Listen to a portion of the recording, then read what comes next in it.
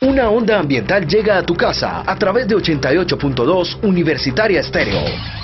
Esta onda contiene Vox Pop, consejos ambientales, información, música e invitados.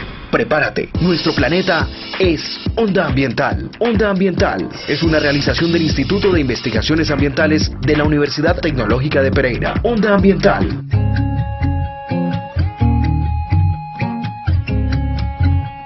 Muy buenas tardes, bienvenidos a Onda Ambiental, un programa dedicado a la gestión ambiental universitaria y a todas las iniciativas, proyectos e investigaciones en el campo ambiental. Hoy los acompaña Juliana Agudelo Villar. Nuestro tema del día, a grandes rasgos, es el mito, y para eso nos acompaña Sebastián Ramírez Arias. Muy buenas tardes, Sebastián, y bienvenido a Onda Ambiental.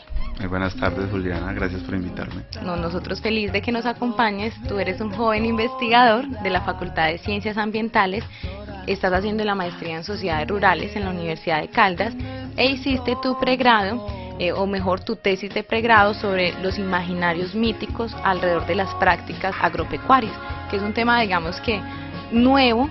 Fue una tesis que rompió muchos esquemas en la facultad porque estabas hablando de algo que era, digamos que misterioso, así como los mitos, como así que eso de los mitos, pero aterrizándolo a cómo los campesinos y las sociedades campesinas han, digamos que adaptado todo este conocimiento de los mitos a las prácticas cotidianas y diarias del campo. Cuéntanos primero, para empezar esta entrevista, ¿qué es un mito? Bueno, muy bien. Lo primero que tengo que decir es que el trabajo del cual estás haciendo referencia, Juliana, no lo hice yo solo, lo hice con otro compañero que se llama Williams Jiménez. Él pues colaboró conmigo y la tesis fue dirigida por la profesora María Constanza Zúñiga. Un saludo entonces para ambos. Un saludo también para la profesora María Constanza y para el profesor Feijó, que también nos apoyó mucho en el desarrollo del trabajo. Esto se hizo en el marco del grupo de investigación. Del grupo de investigación Gestión en Agroecosistemas Tropicales Andinos, con el apoyo del CIEBRE. Okay. Bueno, entonces, con relación a la pregunta que me haces sobre el concepto de mito, pues antropológicamente tiene una definición muy técnica que está relacionada con el origen de las prácticas o el origen propio de una etnia y de una práctica, puede ser rural, puede ser de cualquier otro tipo. Pero en el imaginario popular existe la equivalencia de que un mito es una mentira. Y esto, digamos que no es un concepto que para nosotros resulta válido, a pesar de que, claro, en el lenguaje popular se ha masificado esa idea de que tantos mitos alrededor de la comida, tantos no sé qué, no sé qué, ¿cierto? Entonces, nosotros abordamos el mito como una creencia que está mediada por la fe, ¿sí? Puede o no tener correlato con la realidad, ¿cierto? Puede que no exista evidencia empírica sobre la efectividad de una práctica mediada por un mito, pero eso no quiere decir que carezca de validez, ¿cierto? Yo diría pues que el principal mito ahí es el mito de las religiones, ¿cierto? Que no porque no exista una evidencia empírica sobre la existencia de un Dios, se pueda invalidar una creencia religiosa. Bueno, y llevándolo, digamos que a lo que la gente considera, voy a aprovechar esta oportunidad para que antes de que sigamos hablando sobre los imaginarios y los mitos alrededor de las prácticas productivas, escuchemos lo que opina la comunidad universitaria a propósito. Entonces vamos a ver lo que dijeron los estudiantes, docentes, administrativos de la UTP cuando les preguntamos cuál es el mito que más recuerda. Cansado de tanto olvidar, las horas son azules. Este es el Vox Pop de Onda Ambiental. ¿Cuál es el mito que usted más recuerda? En nuestra finca teníamos la creencia de los vecinos de que cuando una familia quiere tener una hija mujer, entonces utilizan el tiempo para conseguirla es con la luna llena. Cuando no pasa bajo de las escaleras, que es de mala suerte, o que si usted está próximo a casarse y pasa por debajo de las escaleras no se va a casar. Yo me acuerdo del mito El Dorado. Ay, qué mal. Recuerdo pues que se describía como un indígena que bajaba en una canoa por el río y luego se bañaba en un lago con oro. El mito de la Llorona se basa en que ella abandonó o mató a sus hijos en el río, entonces ya dedicaba el resto de su vida o de su eternidad en encontrarlos en cualquier río o quebrada que se encontrara. Yo me acuerdo del mito, pues proviene de San Andrés Islas, que se llama Topi, que es un ser mitad animal y mitad hombre, que salía en luna llena y que solo salía en sectores donde había como un cementerio de familiares y donde hubo muertes extrañas. Bueno, el mito que yo conozco es en el barrio donde yo vivo, que es Naranjito, que es más, eso fue cuando Pereira todavía no estaba muy urbanizada, ni Cuba, cuando por los lados de Cuba había mucha finca. Entonces me contaron que había un señor que tomaba mucho, pero él tomaba siempre era lo que era por acá el centro de Pereira. Entonces él se devolvía muy tarde, entonces él no alcanzaba los jeeps, entonces se atravesaba los montes.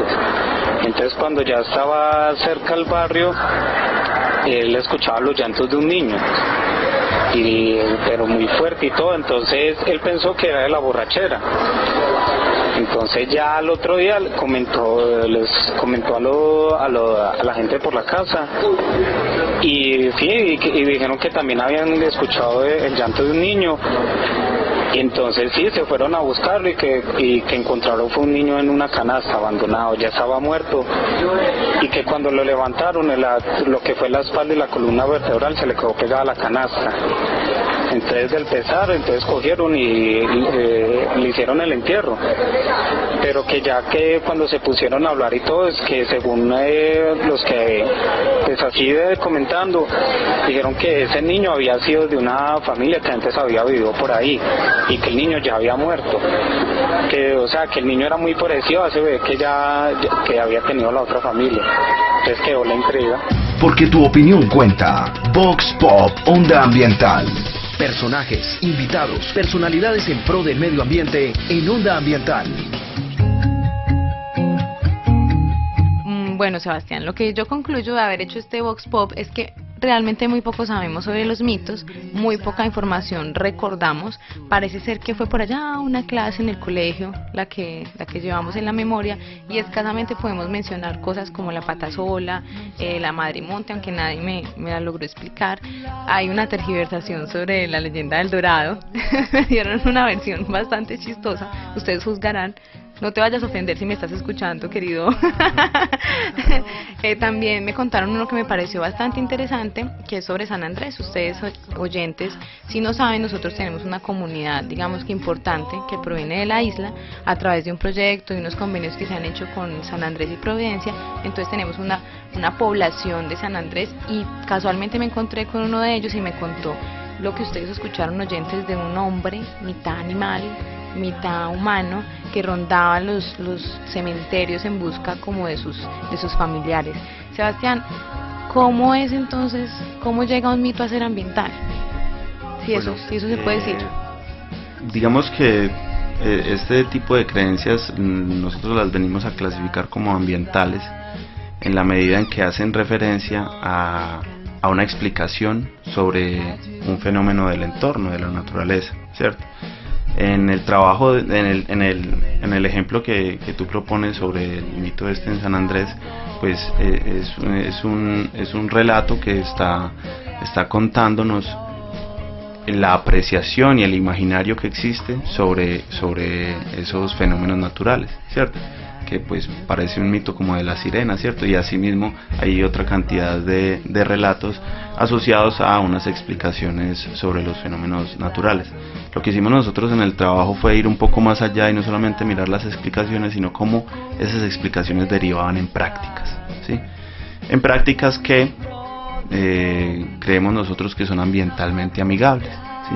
Esa era como el ejercicio que queríamos hacer. ¿Qué es lo de ambientalmente amigable? Bueno, muy bien. Cuando hablamos de esta cuestión de que estos relatos derivan en prácticas ambientalmente amigables, estamos haciendo referencia fundamentalmente a prácticas que conllevan un uso sostenible, con toda la carga que tenga esa palabra, ¿cierto? Sostenible del medio ambiente. Entonces encontramos una serie de cosas en las que podíamos confirmar esa hipótesis. ¿Cuál era fundamentalmente nuestra hipótesis? Que algunos relatos míticos estaban funcionando como reguladores ambientales al interior de los predios de la cuenca del río de la Vieja. ¿Y a qué querían decir con reguladores? Que la creencia regula el intercambio, la interacción que existe entre el campesino y su entorno, ¿cierto? Entonces, tal vez te pueda hablar ahorita de algunos de los relatos que encontramos y que nos permitieron comprobar esa hipótesis. Bueno, ¿cuál es entonces como el hallazgo más importante que ustedes hicieron con este proyecto de investigación? Bueno, yo diría que son dos, uno el teórico y el otro como el metodológico. Voy a empezar por el metodológico y tiene que ver con que la gente parecía sorprendida cuando les preguntaban por esas cosas, pero sorprendida en el buen sentido de la palabra, porque ellos nos comentaban de cierta manera que ellos nunca habían valorado ese saber que tenían de la manera en que tal vez nosotros estábamos induciendo, ¿cierto? Ellos decían como, bueno, ¿y esto por qué es importante? ¿Esto a quién le interesa? ¿Sí? Y nosotros hicimos varios ejercicios grupales con ellos, talleres y estas cuestiones, y fue muy interesante ver cómo ellos veían valorado algo que tradicionalmente, y de hecho las instituciones de fomento técnico, agropecuario y esto han soslayado tradicionalmente, ¿cierto? Porque un técnico que viene de una humata o de un comité de cafeteros, lo que está es involucrando al campesino en el desarrollo de unas prácticas que se derivan obviamente del marco de la Revolución Verde. Y estas prácticas que nosotros encontramos relacionadas con los mitos están asociadas más bien a prácticas tradicionales previas a la integración pues de este paradigma de la Revolución Verde. Eso entonces por el lado pues de lo metodológico, que para nosotros fue un hallazgo muy interesante. Y pues por el otro lado, por el lado académico, nos pudimos dar cuenta de que existía eso que, por lo menos hasta donde yo había hecho pues la carrera, ¿cierto? No habíamos visto en ninguna materia prácticamente, era ese saber popular que está, digamos, fomentando buenas prácticas de conservación, de manejo del entorno, y pues poder comprobar esa hipótesis para nosotros fue interesante. Ahora, esto es un estudio enteramente cualitativo, ¿cierto? La replicabilidad del estudio es más bien limitada. Es un estudio que se hizo con comunidades tradicionales que llevan mucho tiempo en sus fincas, pequeñas propiedades, pequeños propietarios, o sea, campesinos en todo el sentido de la palabra. Nosotros también nos acercamos a algunos sistemas de producción de mayor escala, y obviamente esto en mayor escala no se aplica para nada. Cambia el sentido, ya no es importante, ya no es valorado. Sí, y además porque el paradigma bajo el cual se desarrollan estos sistemas de producción a gran escala, o sea, las fincas grandes de grandes hectáreas, pues es un paradigma basado en la tecnociencia, ¿cierto? Eso no quiere decir que sea malo, simplemente que estos hallazgos no se hacen allí, ¿cierto? Es otra lógica la que aplica ahí. Bueno, Sebastián, vamos a hablar sobre los mitos. Interesante que nos cuentes cuáles son esos mitos que encontraron y cómo funcionan entonces, digamos que como reguladores de esa relación entre los campesinos y sus ecosistemas. Pero vamos a nuestra pausa musical. Hoy quiero compartir con ustedes una canción de Fabián Leonardo Ortiz Torres, un artista, un guitarrista, muy buen guitarrista, oriundo de Santander, y nos trae una propuesta que se llama Native Blues. Espero que les guste.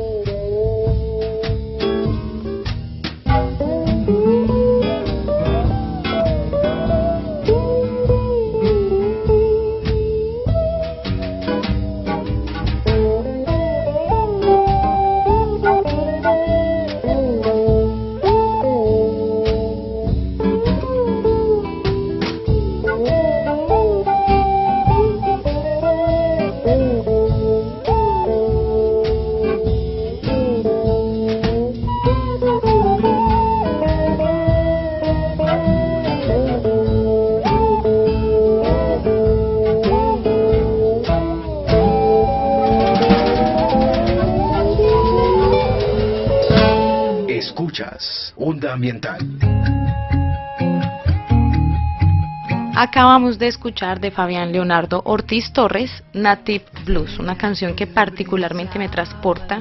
Ustedes pueden notar incluso por el nombre que tiene una mezcla entre el blues y esos sonidos, digamos que como ancestrales, indígenas, sobre todo de todo lo que fue antiguamente esta zona de los indígenas en Estados Unidos.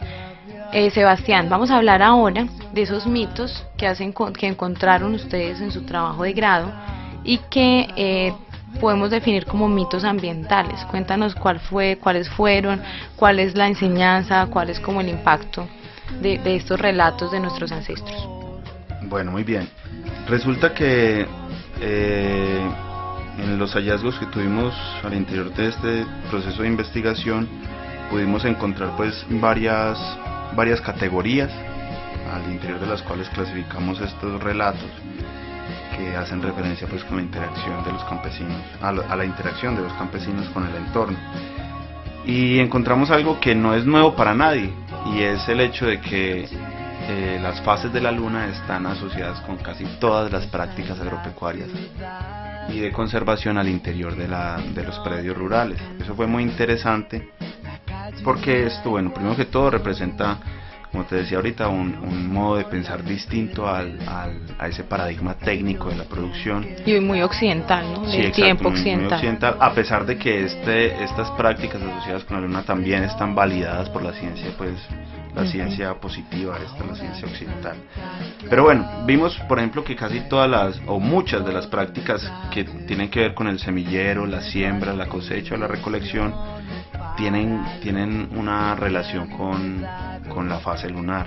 La siembra de yuca, maíz, frijol, plátano, café, el mismo semillero e incluso la recolección se hacen en muchas fincas teniendo en cuenta la fase lunar, ¿cierto? Uno de los relatos más importantes y tal vez de los más conocidos ahí tiene que ver con el corte de madera según la fase de la luna. La gente dice, no, es que la guado, por ejemplo, hay que cortarla a tal hora de la mañana, que la luna debe estar en tal fase, no sé qué.